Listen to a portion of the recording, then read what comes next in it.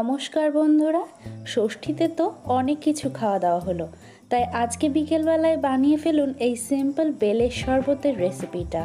খুবই সিম্পল আর মনটাকেও কিন্তু অনেক ভালো করে দেবে। চলুন শুরু করি।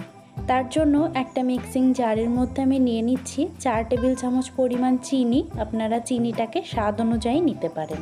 এখন চিনিটাকে মিক্সিতে খুব ভালো করে গুঁড়ো করে নেব। লেমন রুয়াবজার রেসিপিতে আলফিন হ্যাপি থেকে দিদিভাই কমেন্ট করেছে, খুব সুন্দর হয়েছে, অনেক উপকারী। থ্যাংক ইউ সো মাচ দিদিভাই, এভাবেই পাশে থাকবেন। এখন এর মধ্যে আমি দিয়ে দিচ্ছি 2/3 কাপের মতন পাকা বেলের কাঠ।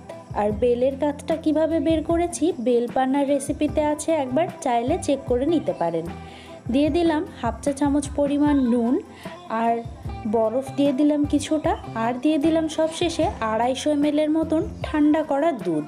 পেটুক বেলি থেকে দিদিভাই কমেন্ট করেছেন, খুব সুন্দর হয়েছে ভিডিও, আমিও আপনার 222 বন্ধু হলাম, আশা করে আপনিও বন্ধু হবেন। থ্যাংক ইউ সো মাচ দিদিভাই, এভাবেই পাশে থাকবেন।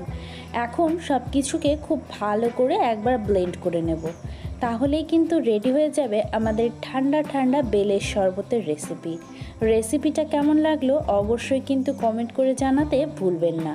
আর কে শখের কিচেন থেকে দিদিভাই কমেন্ট করেছে, nice summer drink recipe, thank you so much. Daily vlogs with Moumita অনেক থেকে দিদিভাই কমেন্ট করেছেন, বাহ বেশ নতুনত্ব লাগলো তো তোমার ভিডিওতে, থ্যাংক ইউ সো মাচ দিদিভাই, এভাবেই পাশে থাকবেন।